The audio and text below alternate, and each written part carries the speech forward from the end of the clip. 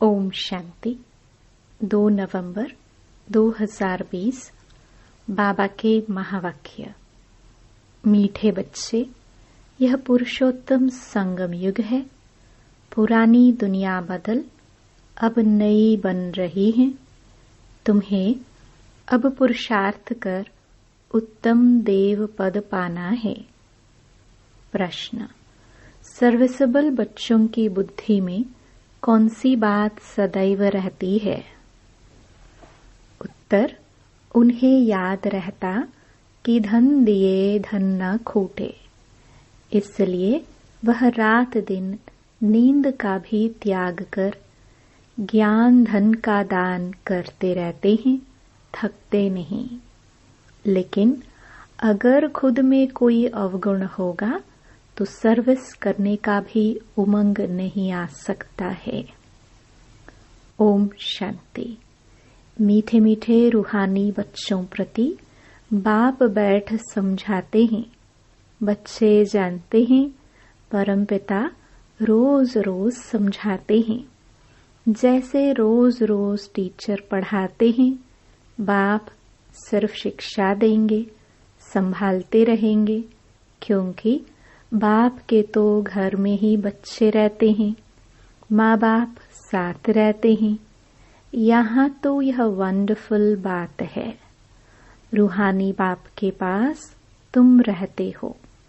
एक तो रूहानी बाप के पास मूल वतन में रहते हो, फिर कल्प में एक ही बार बाप आते हैं बच्चों को वर्षा देने व पावन बनाने, सुख व शांति देने। तो जरूर नीचे आकर रहते होंगे। इसमें ही मनुष्यों का मुंझारा है। गायन भी है, साधारण तन में प्रवेश करते हैं। अब साधारण तन कहाँ से उड़कर तो नहीं आता, जरूर मनुष्य के तन में ही आते हैं। सो भी बताते हैं, मैं इस तन में प्रवेश करता हूँ। तुम बच्चे भी अब समझते हो, बाप हमको स्वर्ग का वर्षा देने आए हैं। जरूर हम लायक नहीं हैं, पतित बन गए हैं। सब कहते भी हैं, हे पतित पावन आओ, आकर हम पतितों को पावन बनाओ। बाप कहते हैं, मुझे कल्प कल्प पतितों को पावन करने की ड्यूटी मिली हुई है। हे बच्चों, अब इस पतित दुनिया को पावन बनाना है। पुरानी दुनिया को पतित, नई दुनिया को पावन कहेंगे। गोया पुरानी दुनिया को नया बनाने बाप आए हैं। कलयुग को तो कोई भी नई दुनिया नहीं कहेंगे। यह तो समझ की बात है ना। कलयुग है पुरानी दुनिया। बाप भी आएंगे जरूर पुराने और नए के संगम पर। जब कहाँ भी तुम यह समझाते हो तो बोलो, यह पुरुषोत्तम संगम युग है, बाप आया हुआ है। सारी दुनिया में ऐसा कोई मनुष्य नहीं जिसको यह पता हो कि यह पुरुषोत्तम संगम युग है। जरूर तुम संगम युग पर हो, तब तो समझाते हो। मुख्य बात है ही संगम युग की, तो पॉइंट्स भी बहुत जरूरी हैं। जो बात कोई नहीं जानते वह समझानी पड़े, इसलिए बाबा ने कहा था यह जरूर लिखना है कि अब पुरुषोत्तम संगम युग है। नए युग अर्थात सतयुग के चित्र भी है। मनुष्य कैसे समझे कि यह लक्ष्मी नारायण सतयुगी नई दुनिया के मालिक हैं? उनके ऊपर अक्षर जरूर चाहिए, पुरुषोत्तम संगम युग। यह जरूर लिखना है, क्योंकि यही मुख्य बात है। मनुष्य समझते हैं कलयुग में अभी बहुत वर्ष पड़े हैं। बिल्कुल ही घोर अंधियारे में हैं, तो समझाना पड़े नई दुनिया के मालिक यह लक्ष्मी नारायण हैं। यह है पूरी निशानी। तुम कहते हो इस राज्य की स्थापना हो रही है। गीत भी है नवयुग आया, अज्ञान नींद से जागो। यह तुम जानते हो, अब संगम युग है, उनको नवयुग नहीं कहेंगे। संगम को संगम युग ही कहा जाता है। यह है पुरुषोत्तम संगम युग, जबकि पुरानी दुनिया खत्म हो और नई दुनिया स्थापन होती है। मनुष्य से देवता बन रहे हैं, राजयोग सीख रहे हैं। देवताओं में भी उत्तम पद है ही इन लक्ष्मी नारायण का। यह भी हैं तो मनुष्य, इनमें दैवी गुण है, इसलिए देवी देवता कहा जाता है। सबसे उत्तम गुण है पवित्रता का। तब तो मनुष्य देवताओं के आगे जाकर माथा टेकते हैं। यह सब पॉइंट्स बुद्धि में धारण उनको होगी जो सर्विस करते रहते हैं। कहा जाता है धन दिए धन न खूटे।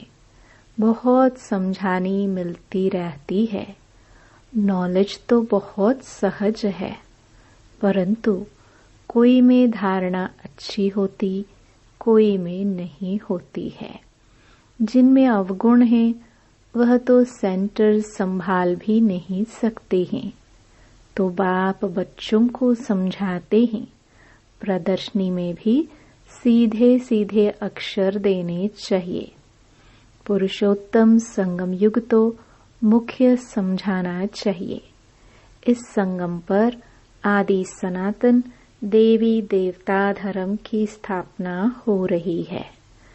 जब यह धर्म था तो और कोई धर्म नहीं था। यह जो महाभारत लड़ाई है उनकी भी ड्रामा में नोंद है। यह भी अभी निकले हैं, आगे थोड़े ही थे। 100 वर्ष के अंदर सब खलास हो जाते हैं। संगम युग को कम से कम 100 वर्ष तो चाहिए ना। सारी नई दुनिया बननी है। न्यू दिल्ली बनाने में कितना वर्ष लगा तुम समझते हो? भारत में ही नई दुनिया होती है, फिर पुरानी खलास हो जाएगी। कुछ तो रहती है ना, प्रलय तो होती नहीं। यह सब बातें बुद्धि में हैं। अभी है संगम युग। नई दुनिया में जरूर यह देवी देवता थे, फिर यही होंगे। यह है राजयोग की पढ़ाई। अगर कोई डिटेल में नहीं समझा सकते हैं तो सिर्फ एक बात बोलो, परमपिता परमात्मा जो सबका बाप है उनको तो सब याद करते हैं। वह हम सब बच्चों को कहते हैं तुम पतित बन पड़े हो, पुकारते भी हो हे पतित पावन आओ।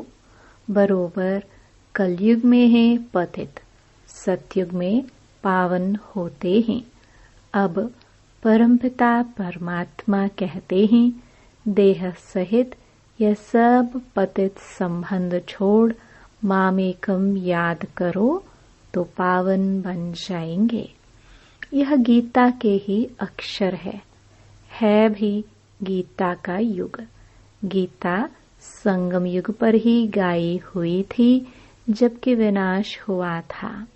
बाप ने राजयोग सिखाया था, राजाई स्थापन हुई थी, फिर जरूर होगी। यह सब रूहानी बाप समझाते हैं ना। चलो इस तन में न आए और कोई में भी आए, समझानी तो बाप की है ना। हम इनका तो नाम लेते नहीं हैं, हम तो सिर्फ बतलाते हैं। बाप कहते हैं मुझे याद करो तो तुम पावन बन और मेरे पास चले आएंगे। कितना सहज है, सिर्फ मुझे याद करो और 84 के चक्कर का ज्ञान बुद्धि में हो। जो धारणा करेगा वह चक्रवर्ती राजा बनेगा। यह मैसेज तो सब धर्म वालों के लिए है। घर तो सबको जाना है। हम भी घर का ही रास्ता बताते हैं। पादरी आदि कोई भी हो, तुम उनको बाप का संदेश दे सकते हो। तुमको खुशी का बहुत पारा चढ़ना चाहिए। परमपिता परमात्मा कहते हैं, मामेकम याद करो तो तुम्हारे विकर्म विनाश होंगे। सबको यही याद कराओ। बाप का पैगाम सुनाना ही नंबर 1 सर्विस है। गीता का युग भी अब है। बाप आए हैं, इसलिए वही चित्र शुरू में रखना चाहिए। जो समझते हैं हम बाप का पैगाम दे सकते हैं, तो तैयार रहना चाहिए, दिल में आना चाहिए। हम भी अंधों की लाठी बने। यह पैगाम तो कोई को भी दे सकते हो। बीके का नाम सुनकर ही डरते हैं। बोलो, हम सिर्फ बाप का पैगाम देते हैं।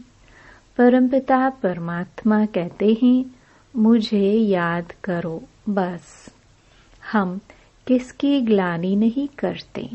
बाप कहते हैं, मामेकम याद करो। मैं ऊंच ते ऊंच पतित पावन हूँ। मुझे याद करने से तुम्हारे विकर्म विनाश होंगे। यह नोट करो, यह बहुत काम की चीज है। हाथ पर व बाह पर अक्षर लिखाते हैं ना, यह भी लिख दो। इतना सिर्फ बताया तो भी रहमदिल कल्याणकारी बने। अपने से प्रण करना चाहिए। सर्विस जरूर करनी है, फिर आदत पड़ जाएगी। यहाँ भी तुम समझा सकते हो, चित्र दे सकते हो। यह है पैगाम देने की चीज। लाखों बन जाएंगे। घर घर में जाकर पैगाम देना है। पैसा कोई दे न दे, बोलो बाप तो है ही गरीब निवास। हमारा फर्ज है घर घर में पैगाम देना। यह बाप दादा, इनसे यह वर्षा मिलता है। 84 जन्म यह लेंगे। इनका यह अंतिम जन्म है। हम ब्राह्मण हैं, सो फिर देवता बनेंगे। ब्रह्मा भी ब्राह्मण है। प्रजापिता ब्रह्मा अकेला तो नहीं होगा ना, जरूर ब्राह्मण वंशावली भी होगी ना। ब्रह्मा सो विष्णु देवता, ब्राह्मण है छोटी। वही देवता क्षत्रिय वैश्य शूद्र बनते हैं। कोई जरूर निकलेंगे जो तुम्हारी बातों को समझेंगे। पुरुष भी सर्विस कर सकते हैं। सवेरे उठकर मनुष्य जब दुकान खोलते हैं तो कहते हैं, सुबह का साई। तुम भी सवेरे सवेरे जाकर बाप का पैगाम सुनाओ। बोलो, तुम्हारा धंधा बहुत अच्छा होगा। तुम साई को याद करो तो 21 जन्म का वर्षा मिलेगा। अमृत वेले का टाइम अच्छा होता है। आजकल कारखानों में माताएं भी बैठ काम करती है। यह बाज भी बनाना बहुत सहज है। तुम बच्चों को तो रात दिन सर्विस में लग जाना चाहिए।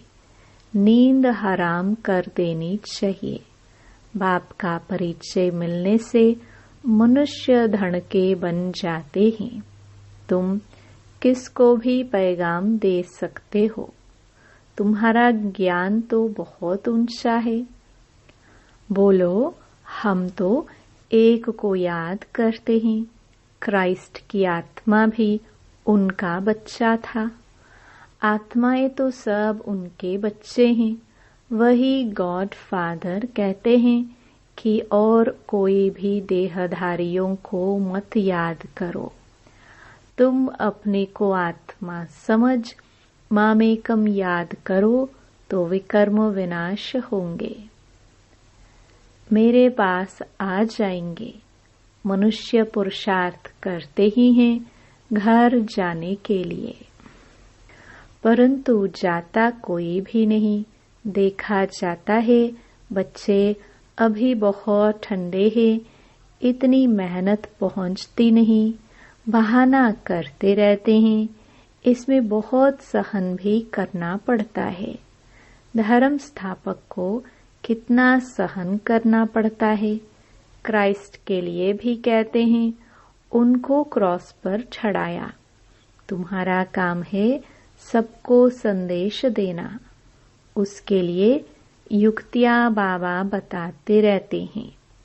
कोई सर्विस नहीं करते हैं तो बाबा समझते हैं धारणा नहीं है।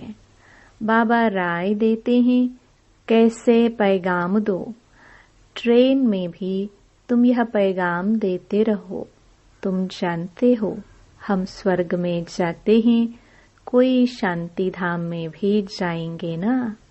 रास्ता तो तुम ही बता सकते हो। तुम ब्राह्मणों को ही जाना चाहिए। है तो बहुत, ब्राह्मणों को कहाँ तो रखेंगे ना। ब्राह्मण देवता क्षत्रिय प्रजापिता ब्रह्मा की औलाद तो जरूर होंगे ना। आदि में है ही ब्राह्मण। तुम ब्राह्मण हो ऊंचे ते ऊंच। वह ब्राह्मण है कुख वंशावली। ब्राह्मण तो जरूर चाहिए ना, नहीं तो प्रजापिता ब्रह्मा के बच्चे ब्राह्मण कहाँ गए। ब्राह्मणों को तुम बैठ समझाओ तो वह झट समझ जाएंगे। बोलो तुम भी ब्राह्मण हो, हम भी अपने को ब्राह्मण कहलाते हैं। अब बताओ तुम्हारा धर्म स्थापन करने वाला कौन। ब्रह्मा के सिवाय कोई नाम ही नहीं लेंगे।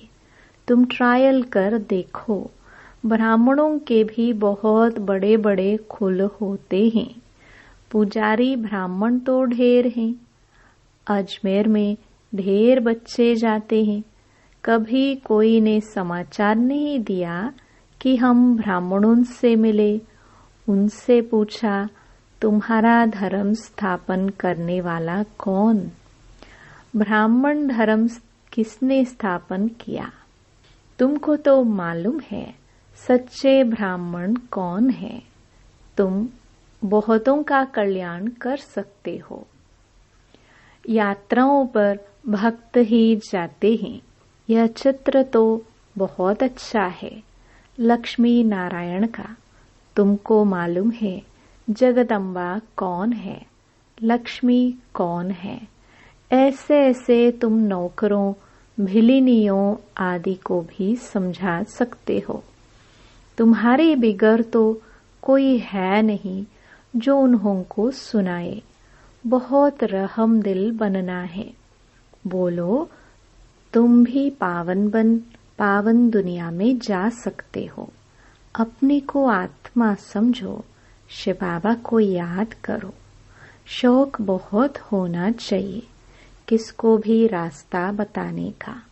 जो खुद याद करते होंगे वही दूसरों को याद कराने का पुरुषार्थ करेंगे। बाप तो नहीं जाकर बात करेंगे। यह तो तुम बच्चों का काम है। गरीबों का भी कल्याण करना है। बेचारे बहुत सुखी हो जाएंगे। थोड़ा याद करने से प्रजा में भी आ जाए वह भी अच्छा है। यह धर्म तो बहुत सुख देने वाला है।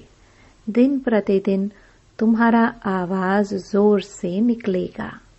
सबको यही पैगाम देते रहो। अपने को आत्मा समझ बाप को याद करो। तुम मीठे मीठे बच्चे पद्मा पदम भाग्यशाली हो।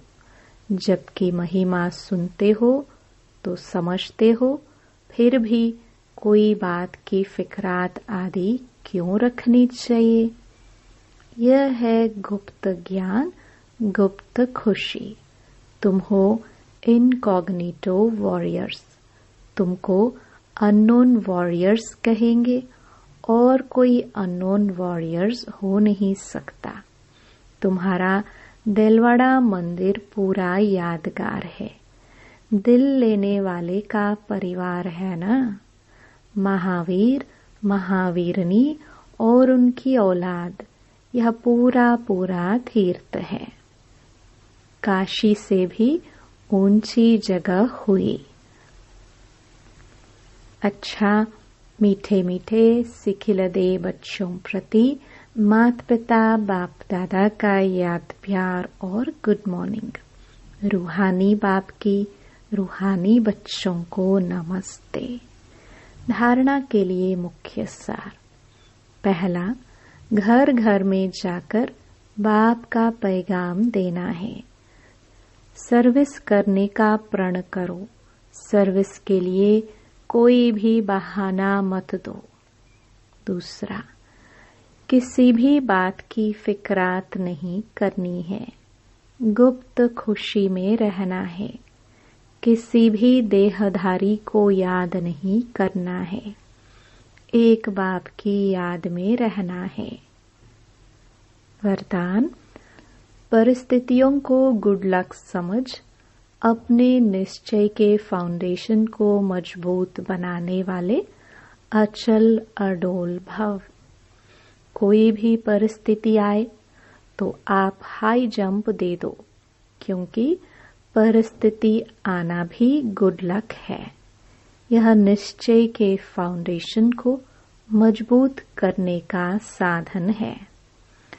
आप जब एक बारी अंगद के समान मजबूत हो जाएंगे तो यह पेपर भी नमस्कार करेंगे। पहले विकराल रूप में आएंगे और फिर दासी बन जाएंगे। चैलेंज करो, हम महावीर हैं। जैसे पानी के ऊपर लकीर ठहर नहीं सकती, ऐसे मुझ मास्टर सागर के ऊपर कोई परिस्थिति वार कर नहीं सकती। स्वस्थिति में रहने से अचल अडोल बन जाएंगे। स्लोगन, नॉलेजफुल वह है जिसका हर कर्म श्रेष्ठ और सफल हो। ओम शांति।